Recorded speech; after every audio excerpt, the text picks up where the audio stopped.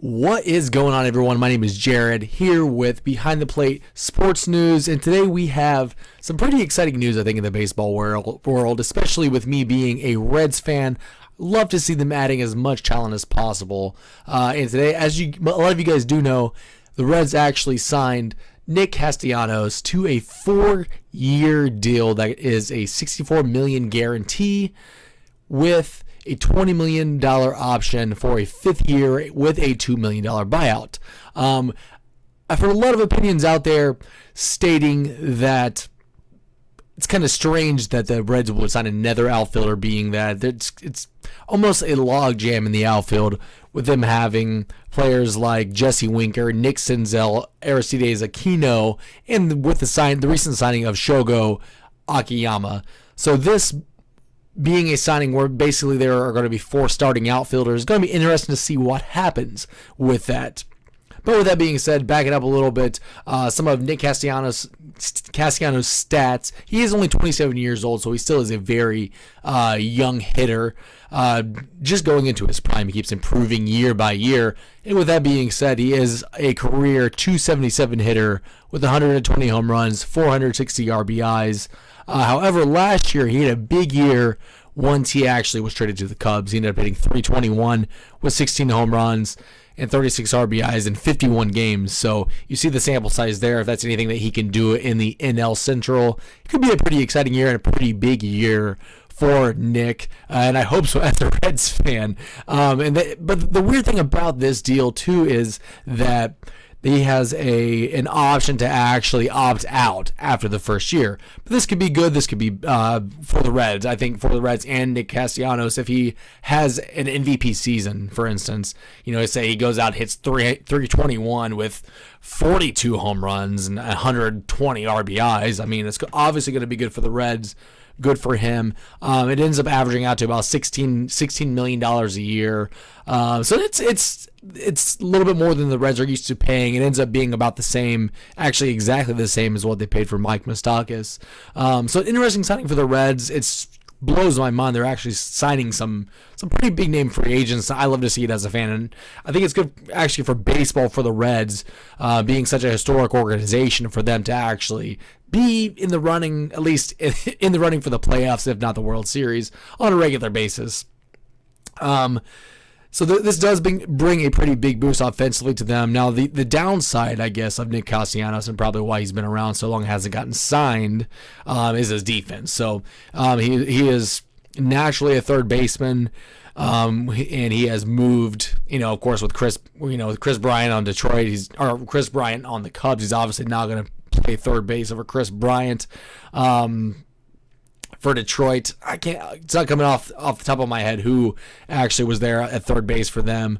But with Castellanos, he's improving year by year, and a lot of people say that he's not quite as bad as some of the statistics actually show. So interested to see how this plays out for the Reds.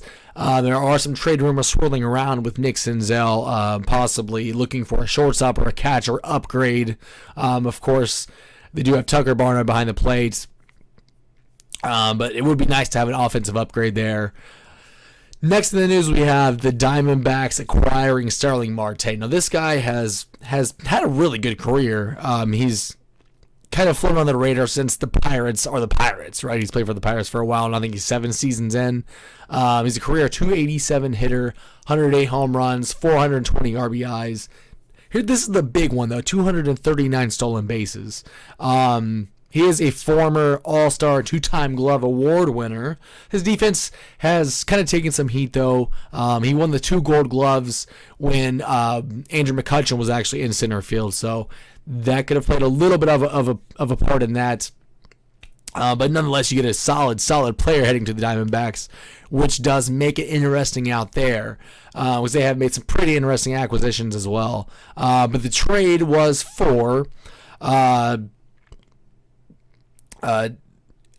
trade to the Diamondbacks traded Leover, Peguero, and pitcher Brennan Malone.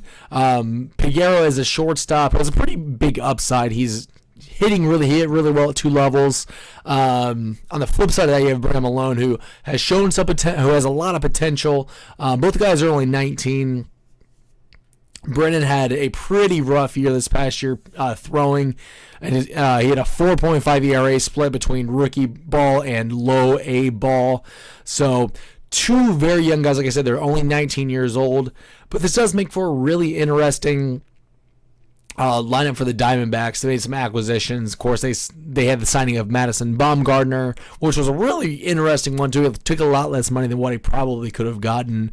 I think MLB trade rumors actually showed him somewhere around or projected him at around $100 million. So definitely sacrificing, leaving a good amount of money on the table to sign with the Diamondbacks. Of course, the Diamondbacks also acquired Cole Calhoun to play alongside with Castellanos Marte, the second baseman. So there's a decent amount of potential out there. That's kind of a weak division anyway. It's going to be interesting to see what the Padres do out there too, because I know they're in some trade talks now, of course, with who I wanted to talk about next, with Mookie Betts.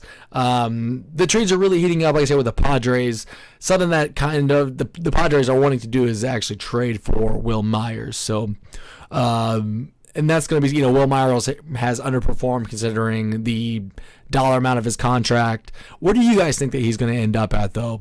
What do you think about Nick Senzel? Do you think that the Reds could make another move for a shortstop or catcher? And how do you think the Diamondbacks, what would you guys grade this Starling Marte trade? I'm really interested to know what you guys have to say about that. Thank you all again so much for hanging out.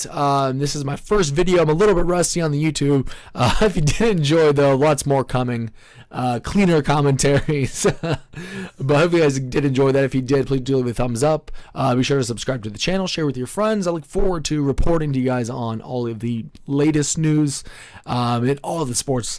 So baseball, basketball, football, and who knows what else. But thank you guys all so much for listening. We'll catch you guys later. Have a great day.